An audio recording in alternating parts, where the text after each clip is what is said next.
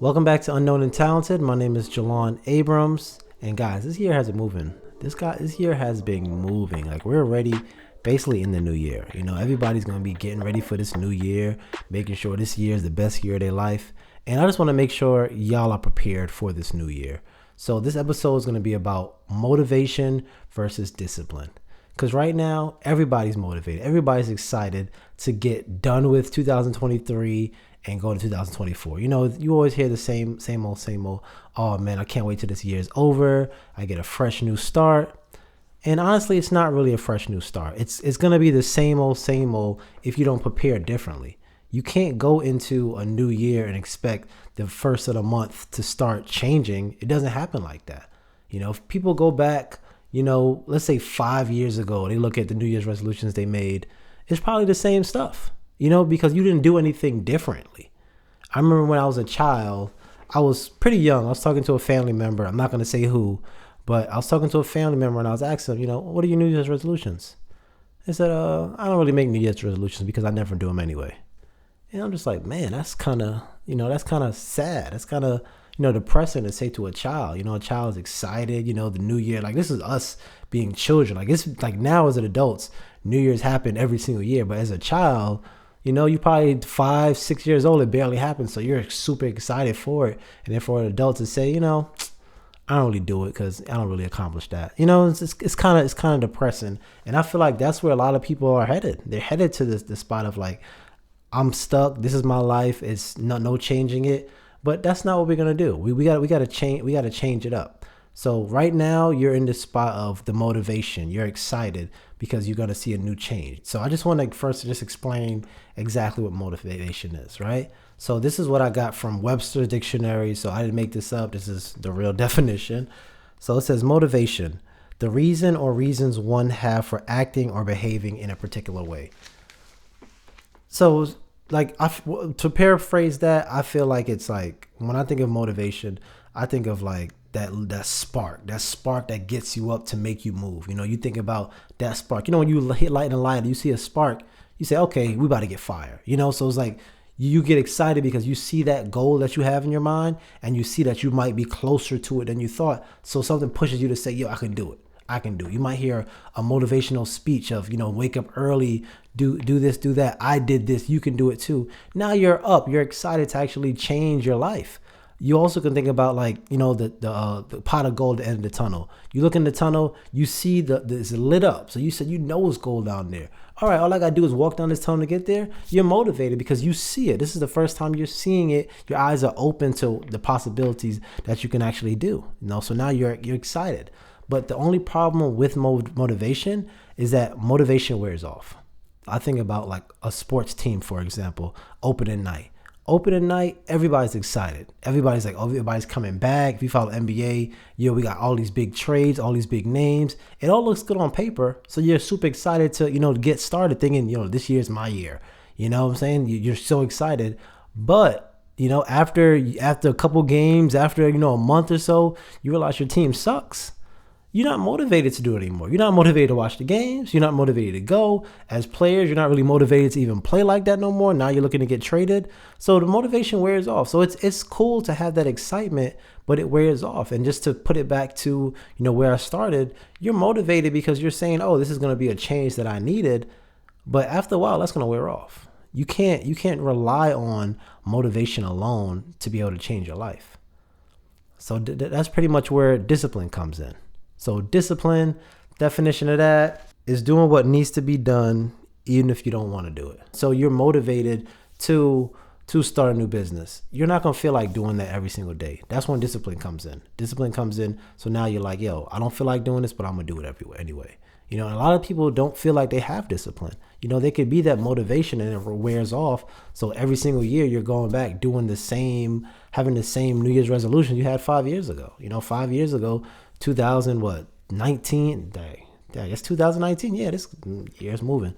You look back 2019, you got the same goals you had, now. That's the same goals because you weren't disciplined to go after it. We all have discipline inside of us. It just depends on where we use it at. If you have a job for more than a month, you have discipline because you're getting there on time. You're doing everything they say you want to do. Just think about this. Every day you go to work, let's say you work in the morning. You work 9 to 5. Every day you go to work, the highway is full of disciplined individuals because they got up and now they're going to work on time. That's why it's traffic. They're all disciplined. I was driving the other day. I almost got hit. I'm driving to work, and this person, as it gets running late, they swerving through traffic, almost hit me. And when I was in that moment, I'm just like, yo, you almost got in an accident going somewhere you don't even like to go. Everybody complains about their job every single day, and now you're speeding to get there to the point that you almost got into an accident. Like, you know how many accidents there are in the morning going to work? Everybody's super disciplined to do that. But when you set a goal for yourself, personal wise, to work out, to eat better, to start a business, you don't do it. You don't do it. The only thing you do is sit in that traffic and complain, and then you enjoy that paycheck you get every 2 weeks. So you have the discipline. You just have to use it wisely. My dad always tells me there's no traffic jam on Extra Mile. Pretty much what that means is that doing the extra stuff to get those goals off your New Year's resolution list, people are not going to do it. People are going to sit in traffic, going to work, sit in traffic, going home, but doing those extra things to get those goals checked off, they're not going to do it. That's why there's less millionaires than people working in the middle class. There's less billionaires than, people work as millionaires, because that extra stuff people are not going to do. People are not going to do. But the thing about it, when you do those things, your life would change. So one part of my life, I was, extremely disciplined. I decided to do a 100-day challenge. Basically, I had to work out for 100 days straight.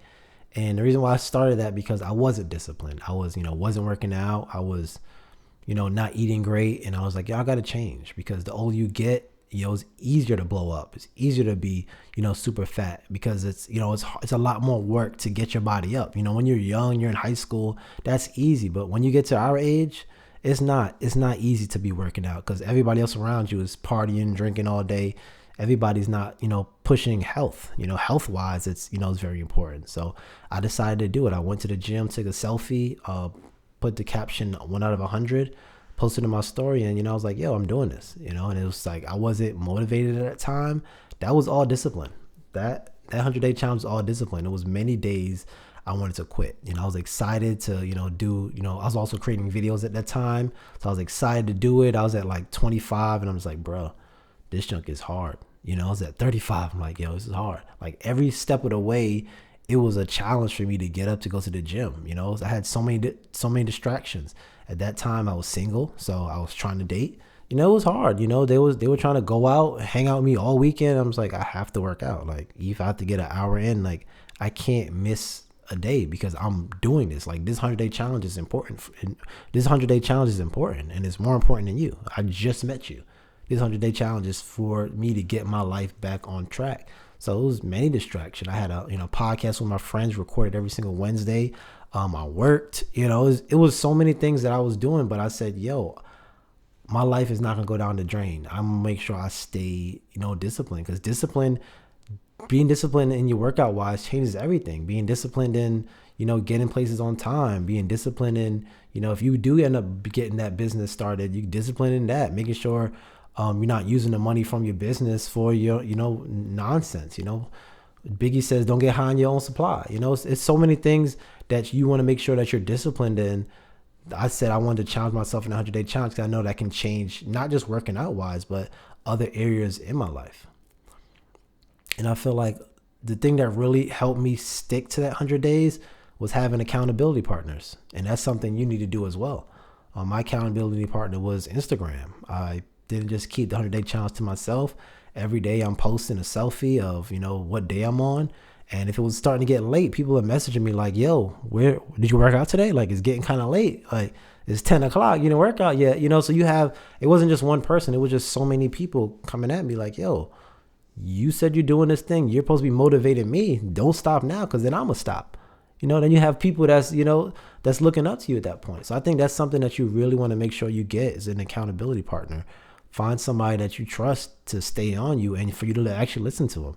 Don't find somebody that you just push over. Like, oh, yo, you're not doing what you're supposed to do. I don't feel like doing it. And they just leaving. Like, that's not the accountability partner. You want to find somebody that you trust, that doesn't mind pushing you or even arguing with you to make sure you get it done, because you set that goal and you can't do it yourself.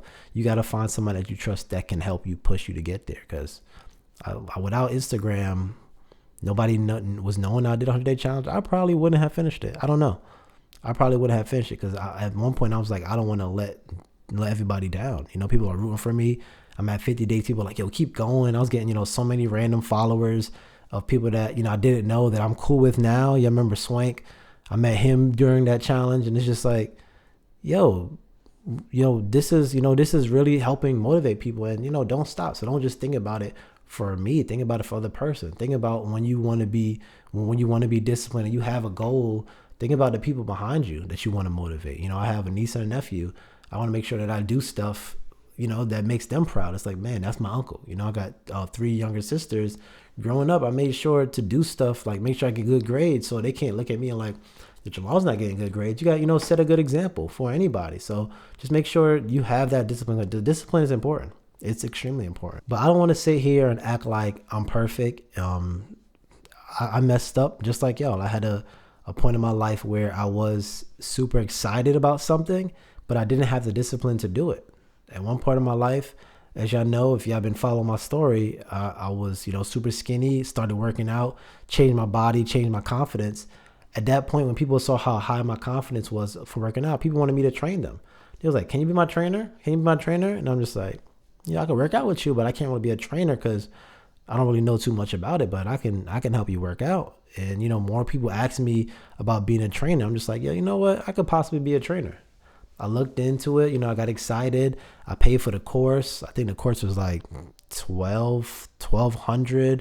I bought the book, it was like $300. I'm like, yeah, I can do this. I planned out everything. I said, I'm gonna need this many clients. I'm gonna need to work out them this many times a week to quit my job. I was like looking up gyms. I'm like, man, should I work at a gym? Should I just, do my own thing, buy my own weights and everything? It was so much excitement and motivation behind that. I was like, yo, I'm definitely going to do this. But when it started the time to actually read the books and actually, do the test, I'm like, bro, I can't do this. I can't do this. I had to read a book. The book was 800 pages, over 800 pages, probably closer to 900 pages in a book I had to read. And then I had to take tests. I said, I'm not doing this. This is like, I was so excited in the beginning to get it started the same way you are before this new year. You're so excited for a fresh new start. And then when you see how hard it is, you're like, yo, I don't want to do it. I was like, I'm not doing this. It didn't matter how much motivation, excitement I was behind it. I was like, I'm not reading 800 pages. I'm working. I said, I'm still trying to date. Doing a podcast. It was so many things. I had distractions and things in my life. I was like, yo, I'm not doing this. I'm not reading 800 pages. That book was boring. I read not even the first chapter. And I spent all that money. Like I said, $300 on the book. I didn't finish the first chapter because I was like, yo, this is too boring. I can't do it. And that's pretty much where a lot of us get stuck at. We get stuck at the part where we're excited. We see that light at the end of the tunnel. We see that goal. You're ready. You're excited. You walk in the tunnel. You so excited to start that journey. You let everybody know I'm about to get this goal. It's the end of the tunnel. Is right there. I see it. And then you start walking. And you start getting tired. You start getting thirsty. You're like, yo, it's hot in here. It's all these things you didn't think about before going in there, and you can't fight that because you're not motivated to be walking down a dark tunnel that's super hot and you're thirsty. You're not motivated at that point. That's when our discipline has to take over. It's hard. It's extremely hard, but when you actually do it, that's the reward. The reward is like, yo, I did it. An analogy I think of, I might be reaching with this analogy, but I'm going to tell you anyways, this is my podcast. I think about a caterpillar becoming a butterfly. We all know, caterpillars, they got to, hatch themselves up to this little cocoon. They come out of the cocoon, they become a butterfly. But we don't know what they have to go through to become that butterfly. So I did some research. So basically, a caterpillar, they come out of an egg. They're born out of an egg. And pretty much their only job in life is to eat. They're to eat leaves. When they're caterpillar, that's their only job. It's just to eat leaves and become fat. And I just correlated it to us. Our only job in this world is to work for somebody, come home, eat food, watch TV, be fat. That's our job. That's our job. And some people just stay there. They just stay in that caterpillar state of, I'm going to go to work, come home. I'm not doing nothing extra, watching TV, watching the game. And that's their life. But pretty much what a caterpillar does after that, once they become extremely fat, now they're saying, okay, now it's time to, change my life. Now it's time is to become that butterfly. So what they do, they go to I think it's like a stem or a tree. They get attached to a tree and, they tie themselves to it. And pretty much what they do, they rip their skin in half. So after they eat all that food, they attach themselves to a tree, they rip their skin in half. That's pretty much for us. That's pretty much us changing our habits. That's pretty much it's having that discipline of like, I'm not going to be the same person anymore. That's what that thing of is ripping yourself in half is going through that tunnel. Even though it's hot, even though you're thirsty, you still go into it because I want to get to goal. Ripping your skin in half might not hurt the caterpillars at all, but it sounds like it hurt. If you're ripping my skin, it sounds like it hurt. So they're on that tree and they're ripping their skin. They go into that little cocoon, right? So this is after they already changed their ways. They're already becoming that new person.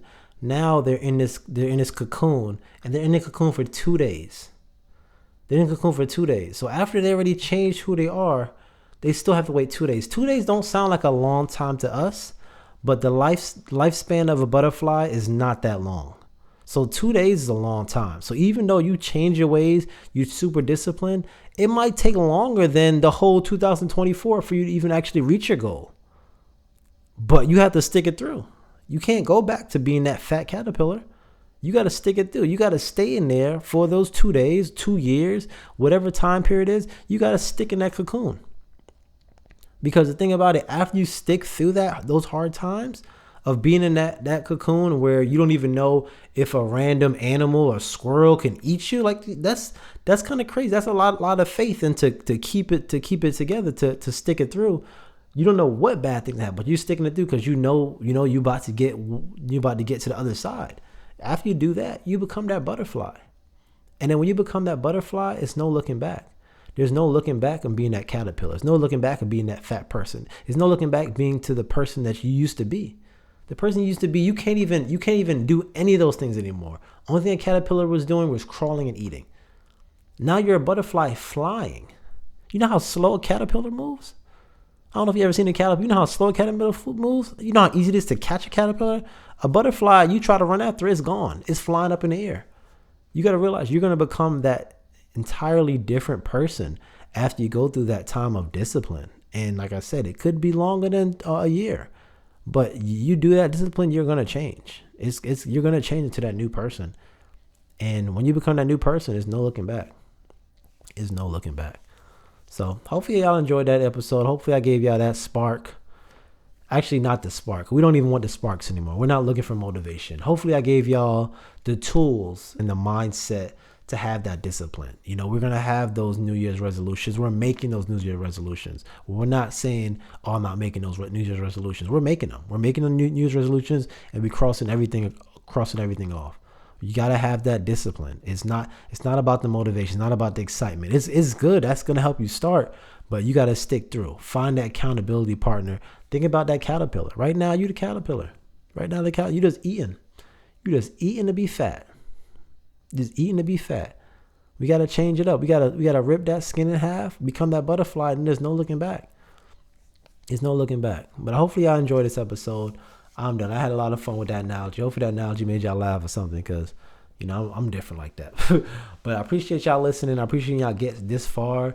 Make sure y'all guys. Y'all like the video if y'all got this far. Please like it. Comment. Leave a comment. Just put like a hey in the comment section or something. Come on now. Like, I'm out here, feel like I'm talking to myself sometimes.